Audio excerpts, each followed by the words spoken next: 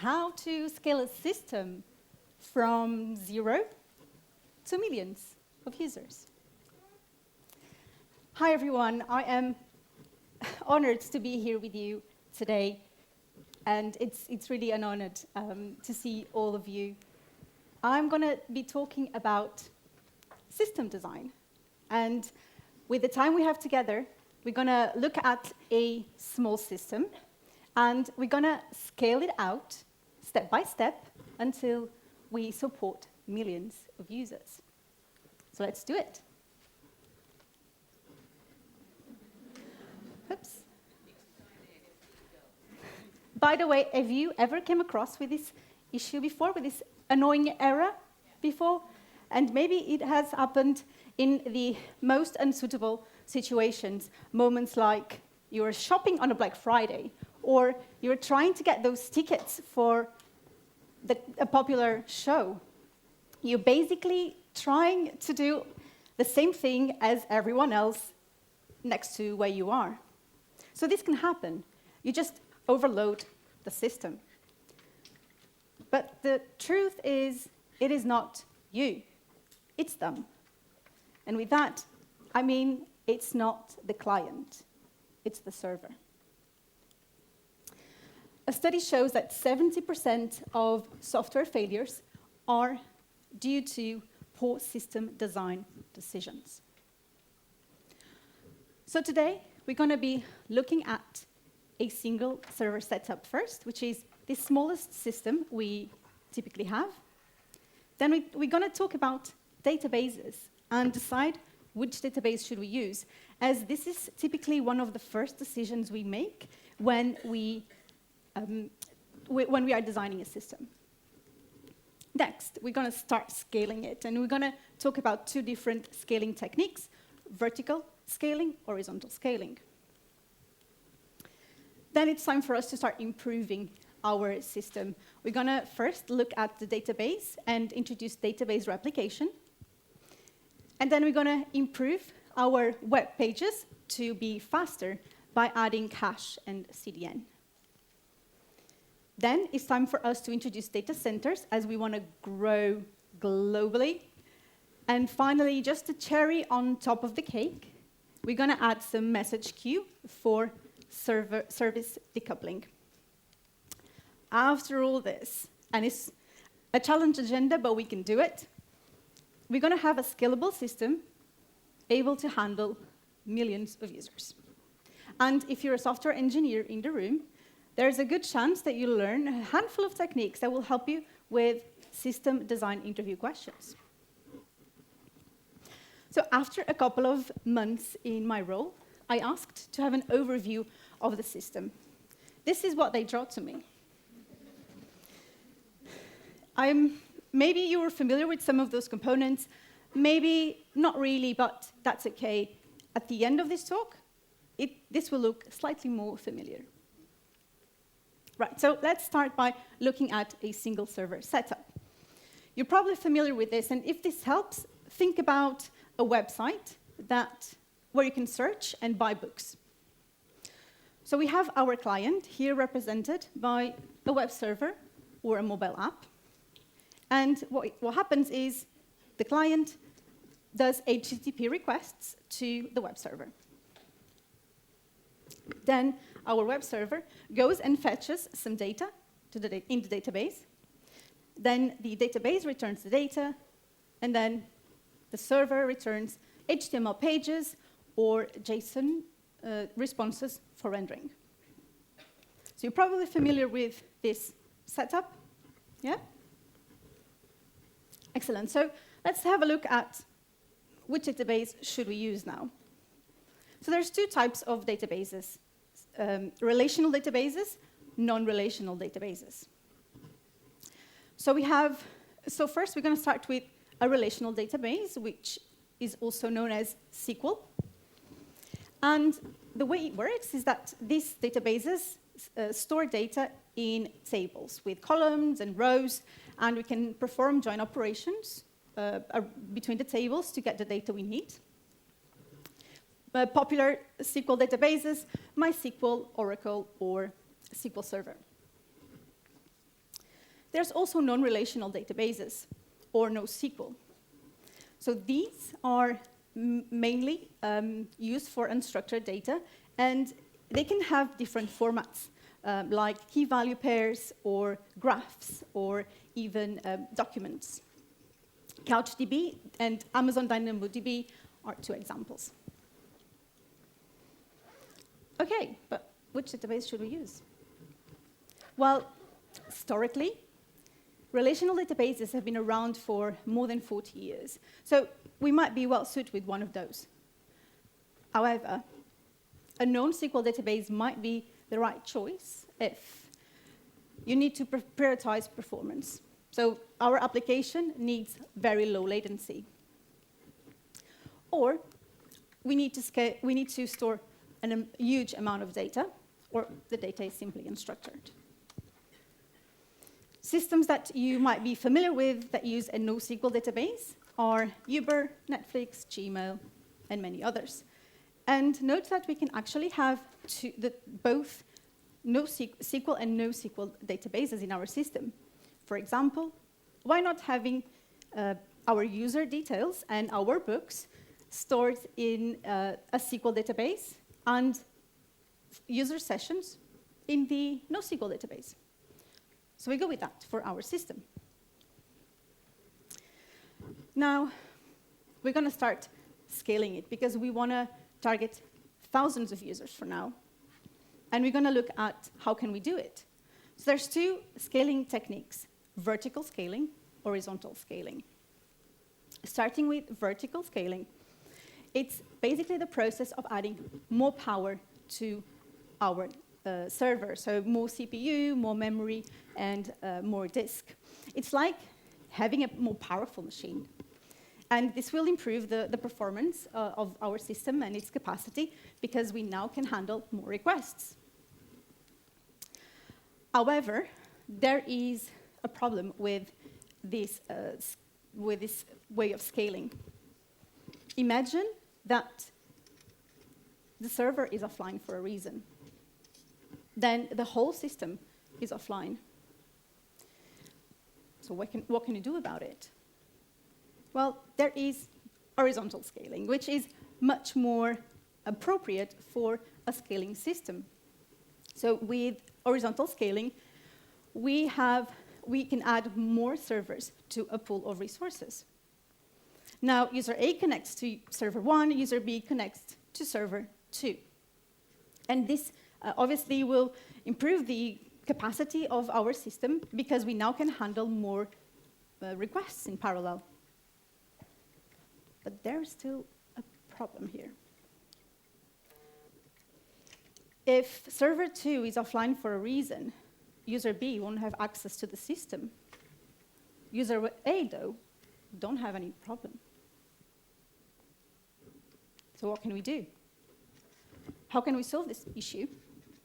Well, the answer is we can add a load balancer.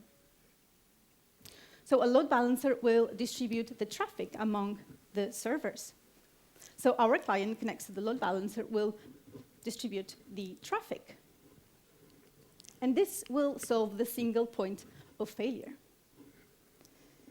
It will also improve the overall availability of the system.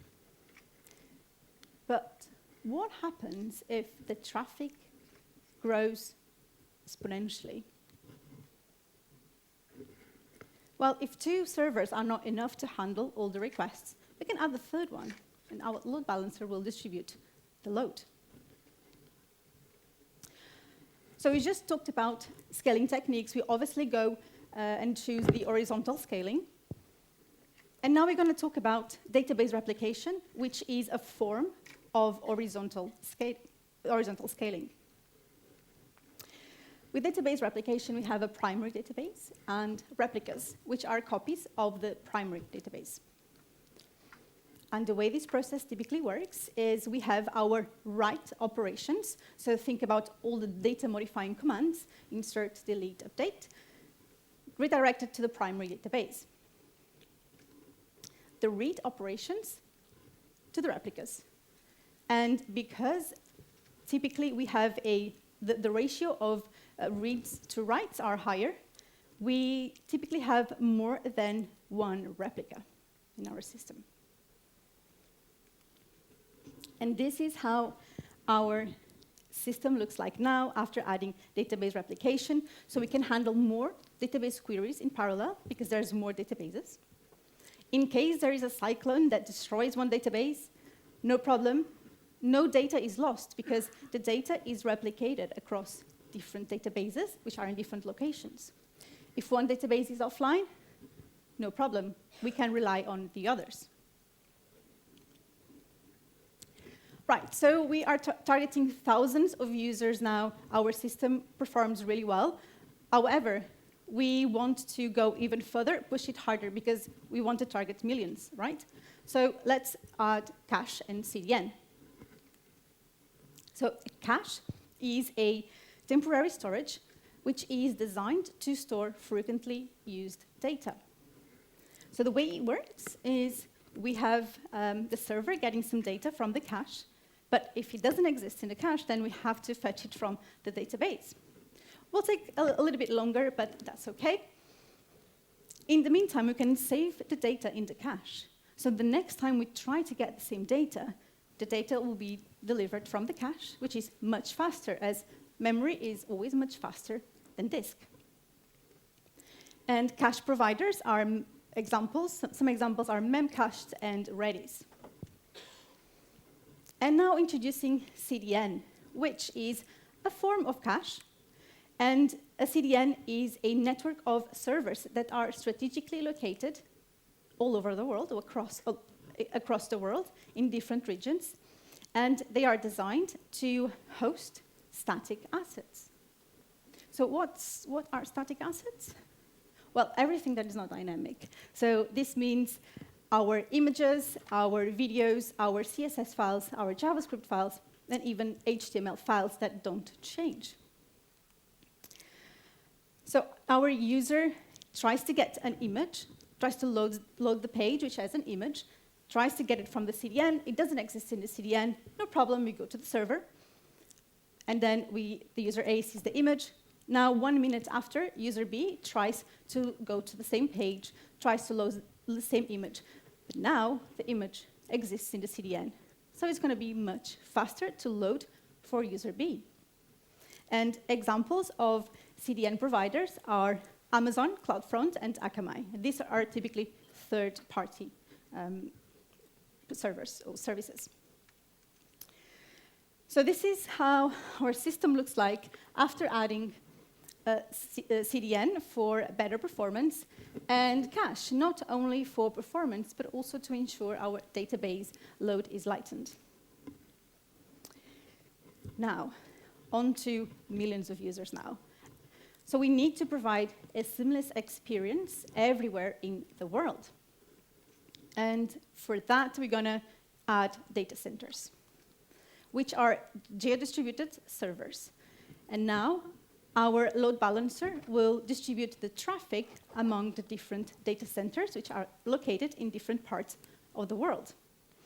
And the way it does is that it will be based on the user location. And note that all our servers and databases and caches are replicated across the two data centers. In case one data center is offline, there is an outage, there's no power in a part of the world, we can rely on the healthy data centers. Right, so on to the very last technique we're going to learn today. And this is probably my favorite, message queues. So we're going to use it to decouple different services in our system to be able to scale them independently. So a message queue is a way to provide asynchronous communication between two different components or services in our system. So the way it works is we have a producer, which is one service, that creates a message, publishes in the queue.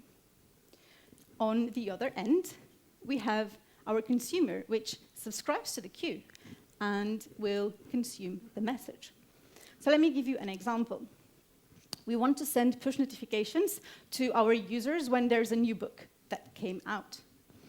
We can have one service responsible for generating this message, this push notification content, and the type, if it's a text, which if it's notification in the app. And this message is going to be published to the queue. Then we have a different service in our system, which is responsible for sending that push notification out to the user. And a very common provider, or message queue provider, is Kafka. And this is how our system looks like after adding some message queue. So we have our server connecting to the message queue, which has some workers that will get the messages from the queue and perform actions. So in our case, sending some push notifications. This is our final system now. And I'm going to just quickly add 4 more components here, which are really important when we are with millions of users in our hands. So that's logging, metrics, monitoring, and automation.